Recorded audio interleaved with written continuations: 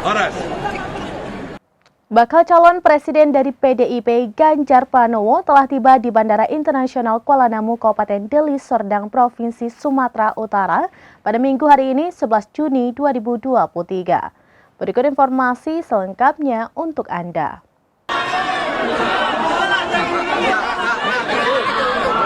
Bakal calon presiden dari PDIP Ganjar Pranowo telah tiba di Bandara Internasional Kuala Namu, Kabupaten Deli Serdang, Provinsi Sumatera Utara pada Minggu 11 Juni 2023. Dikutip dari Tribun Medan, begitu Ganjar keluar dari bandara, ratusan relawan langsung menyambut dengan rusuh dan suara teriakan yang kencang.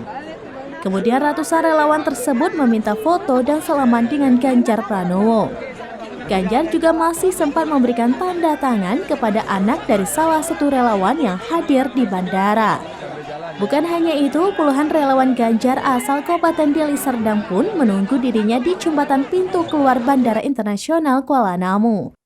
Namun, pada saat di pintu keluar tersebut, Ganjar tidak turun dari mobil. Hanya saja dia membuka jendela dan melambaikan tangan untuk seluruh relawan yang telah menyambutnya. Ganjar yang datang dengan menggunakan pakaian kemeja berwarna hitam itu kemudian meninggalkan bandara dan melanjutkan perjalanan ke kantor DPD PDIP Sumatera Utara, Jalan Jamin Ginting, Medan.